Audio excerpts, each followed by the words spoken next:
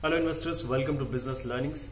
HDFC Bank, HDFC Life, HDFC AMC and to top it all, HDFC Limited, the parent of all these companies and many different subsidiaries. Which company should you be invested in? Which company has the most potential to grow, has the most likelihood of generating the biggest returns in the future? We know the past, but we do not know the future. Which company is the best for you? We'll talk about all these things in this video. If the video is long enough, we'll probably try to divide into different episodes. Let's get started. But before that, please subscribe to the channel, press the bell icon so that you do not miss on my future videos. Okay, let's talk about HDFC Bank first. Leader in the private sector banking space, 6 lakh crore rupees of market capitalization. Its all-time high was about 1300 rupees. Which went down to about 750 during the pandemic, and currently it has recovered to 1100 rupees. The concern that a lot of retail investors have about HDFC Bank is, first is Aditya Puri will not be the MD, will not be the CEO after October 2020, which is this month, first. And second, HDFC Bank has grown so much that probably it's too large to carry on that 20% CAGR that it has been giving. Will it grow by 20% in the next few years, in the next decade or so? Is it still good to invest? Should I find a smaller company where there is a large headroom to grow? We'll talk about all these. First concern about Aditya Puri that a lot of retail investors are having, that since he will not be the CEO, so what could be its impact on the corporate governance of the company? Let me tell you that Aditya Puri, while he was the CEO and MD, and even before that, HDFC Bank has been a process-oriented bank. He has developed certain processes in which the bank functions, and everyone in the bank adheres to that process to get things done. So whether there is no CEO, whether there is a CEO, whether someone else is the CEO, it doesn't matter to HDFC Bank, because the processes are so ingrained. The processes are so ingrained into this HDFC Bank's culture that employees are still going to follow it. Others, the management, are still going to follow it.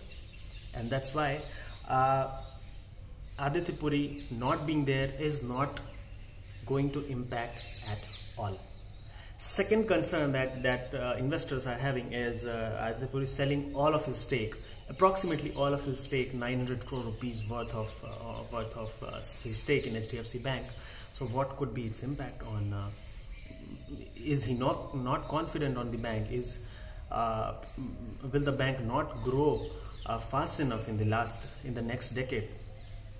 Why did he sell all his stake?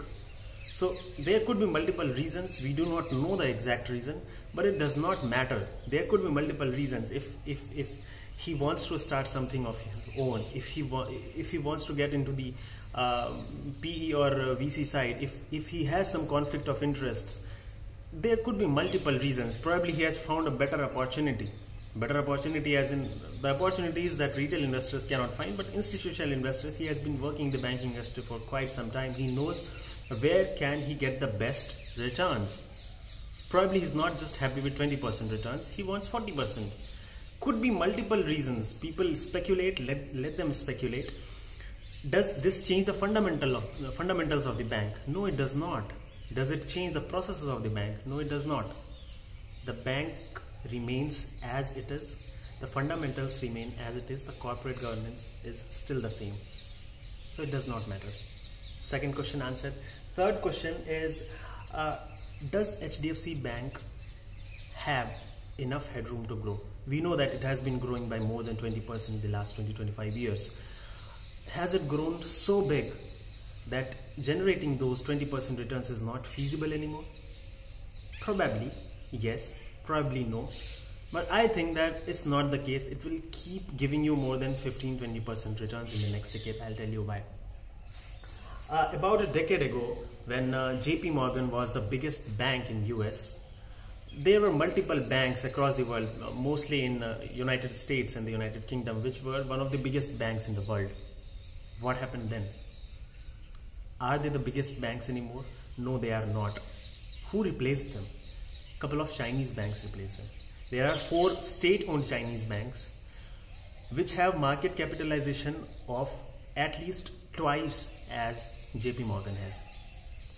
Where were these 4 banks a decade ago? They were nowhere. They were not even in top 5. How did they grow so much?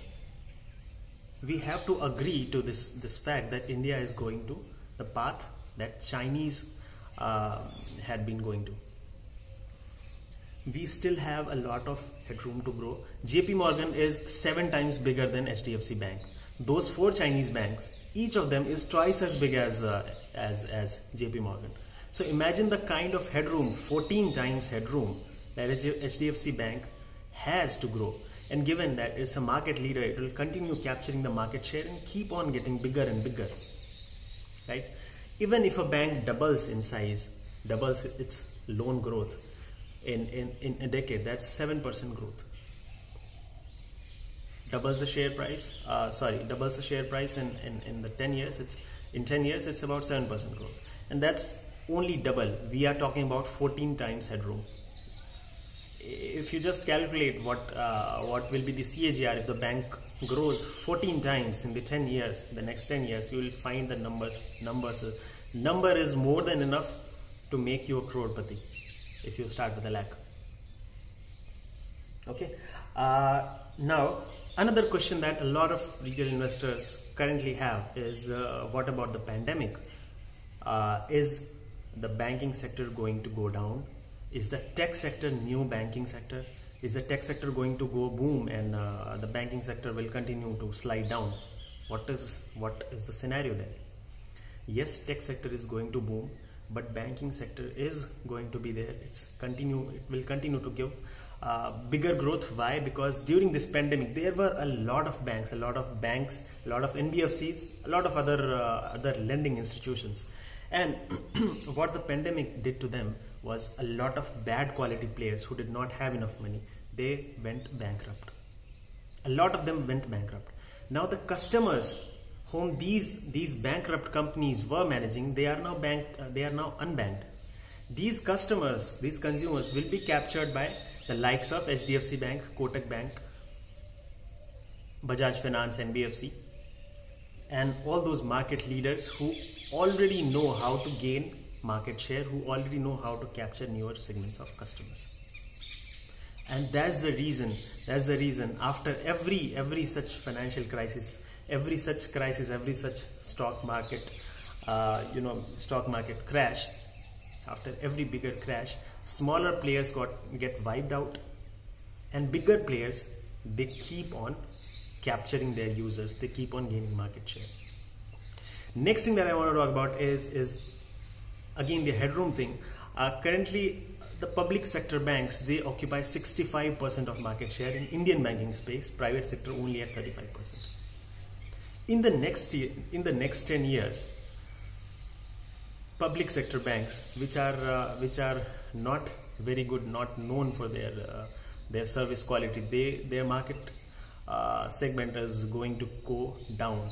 They are going to shrink, and these private sector banks, they will keep on capturing the consumers, the customers of the public sector banks, and there you will find another headroom for growth. So there is a huge headroom for growth.